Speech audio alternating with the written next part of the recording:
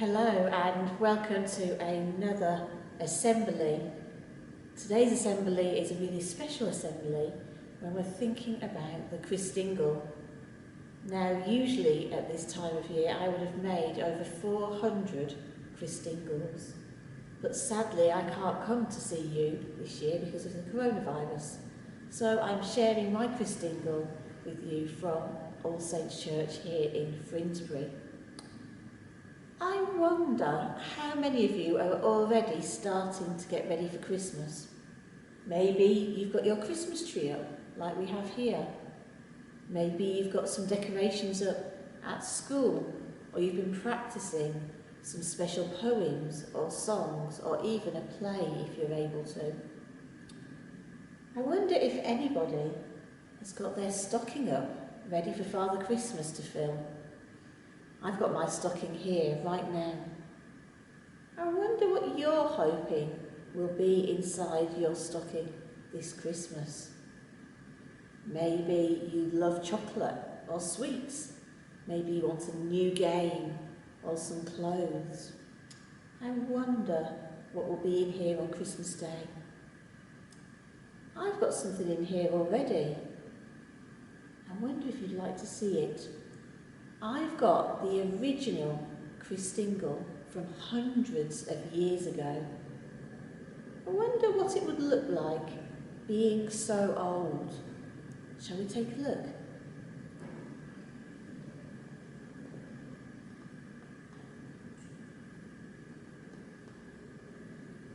The very first Christingle was very, very simple. Just a candle and a ribbon. The candle reminding us of Jesus' light coming into the world that first Christmas time, and a red ribbon wrapped around it to remind us of God's love. Very, very simple.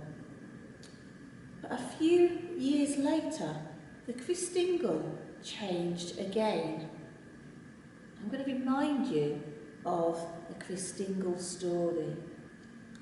This story took place in a little village quite some time and space away from here. It was a very cold place, full of snow.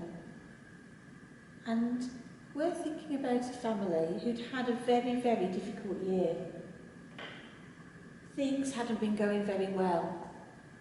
The dad had lost his job and the mum was struggling to make ends meet. But they loved Christmas and they were desperate to make it the best time of the year, especially for their children. And in this little village, that's a long way from here, that was very snowy and cold, they started their Christmas celebrations on Christmas Eve, where the whole village came together at church. They sang songs, Christmas carols, and shared stories all about that first Christmas night. And the priest always asked the families, if they could, to bring a gift, something that's been made or something that's been bought that could be shared with another family. And so this family, who'd had a very difficult year, who didn't have a lot of money, desperately wanted to take something really special to church that Christmas Eve night. But they couldn't find anything that they felt was good enough. They had no money to buy anything else. So they searched the house. The children looked high and they looked low. They looked everywhere. And suddenly, one of the children found an orange. Not many children in that house liked oranges, so this orange had been sat there for quite some time. It was quite soft, but still juicy, but it had a bit of green mould on the top. So the child thought, well, most people love the smell of oranges at Christmas. We could take this with us. But that mouldy bit looks very bad. I'll take it out. So he cut it out carefully and threw the bad bit away. When the next child saw what the eldest child was doing, he thought, that's a good idea, but we can't take an orange that's got a hole in it. That doesn't look very good. Maybe we could find something to fill the hole. So again, they went searching everywhere, looking high and low in their bedrooms, in their living rooms, in the kitchen, and they found a candle. A candle that they used to make light when it was dark. And the candle fitted perfectly into the hole of the orange. That looks like a lovely decoration for somebody's Christmas table, the children thought. But it still didn't look special enough. So they looked inside and outside for something that they could add to the orange to make it even more special. And one of the children went outside and found some sticks. So they placed the sticks very carefully into the orange. The oldest child was very sensible and realised, although that was a good idea, the sticks were very sharp. So what could they put on the end of the sticks to stop anybody hurting themselves? So again, they looked high and they looked low, trying to find something that could go on the end. And they found some raisins in the kitchen cupboard, left over from the Christmas cake they'd made with Mum and Dad a few weeks before. So they placed the raisins on the stick. Time was ticking very quickly, and it was time for them to go to church. So they quickly got dressed, ready to go out into the snow with their hats and their scarves and their gloves wrapped up cosy and warm. Then off they went on their journey to church. They still were a little bit embarrassed about the gift they were taking, but pleased that they'd managed to make something. And just as they were about to walk through the church door, the littlest girl in the family remembered she had a red ribbon in her hair, and so she asked her mummy to help her tie the ribbon round the orange to make it look even more beautiful and special. And so they took their orange into church. When they got into church, they were a little bit embarrassed because some people had very, very big presents to give. Some of them had shiny gold paper, or big bows and ribbons, and lots of glitter. And they just had their orange. So the service began, and during the singing of the Christmas carols that everybody loved, the children were invited to take their gifts and place them under the tree. The children now were beginning to feel very nervous. What if somebody spotted them and laughed at them because their present wasn't as big or as expensive as lots of the others? And so they waited right till the end and they snuck their orange right at the back of the tree so nobody would see. Or so they thought.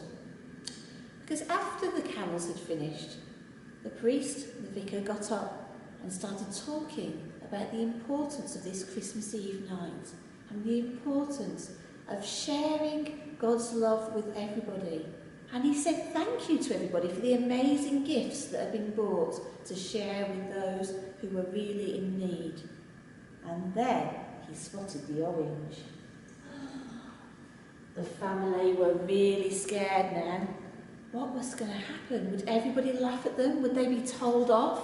Would they be told they weren't welcome because their gift wasn't good enough? But what happened next really surprised them. You see, the priest said, out of all these lovely gifts, all of which are really special, I think this gift is the most special because it really reminds us of what Christmas is all about. You see, here we've got an orange. Orange is a similar shape to that of the world, and it reminds us that God made the world.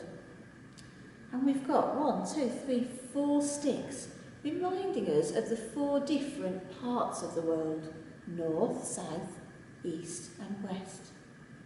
And these raisins remind us of all the good things that God made in our world. The trees, the plants, the flowers, the animals, the people, the changing of the seasons. And the ribbon reminds us of God's love wrapped around the whole world, including absolutely everybody. And then we have the candle. Candles are really special because they bring light into the darkness. And that's just what happened on that first Christmas Eve, that Christmas day when Jesus was born. He brought light into darkness. And something very special happened on that first Christmas night. You see, as Jesus came down from heaven, a piece of heaven touched earth and something very special happened. A spark ignited the earth, spreading that love of God all around the world. And that message of hope and light still carries on 2,000 years ago today. So this orange that's been carefully been made by somebody tells us the love of that first Christmas. That Christmas for that family, although they didn't have much money, was the best Christmas they'd ever celebrated. And they went home with an extra special joy and spring in their step, grateful for the gift that they have been able to make together. This year has been really hard for lots of us. Lots of people have really struggled with being poorly or losing family and friends, losing jobs, not being able to go to school and seeing our friends and family. But that Christmas message is still true today. Even when things feel really rubbish, God's love is still with us. So I'm going to light the candle again, and we're going to say a prayer for you this Christmas time.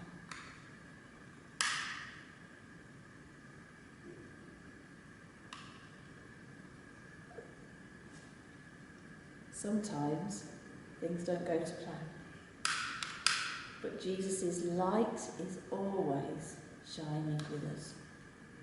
So wherever you are, if you're in class, maybe you just want to focus on the candle, or you might want to close your eyes. I'm just going to say a special prayer for you this Christmas time. Dear God, we thank you so much that you sent Jesus, your Son, to our world. We thank you that Jesus' light shines even now with us in these difficult times. And we pray for everybody watching this special Christingle video that they will know in this difficult time that Jesus' love is still with them. We pray that you'll keep everybody safe. Amen.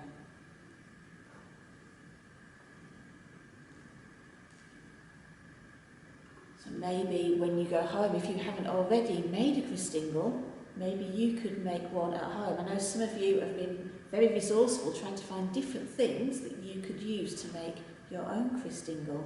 It doesn't have to be an orange or a candle. Maybe you could find something else that is the same shape as our world, different things to put on your sticks. And maybe you'd like to send us some photos of your Christingles. And they do make really good table decorations for Christmas Day. So take care and keep safe, and we will see you soon. Bye.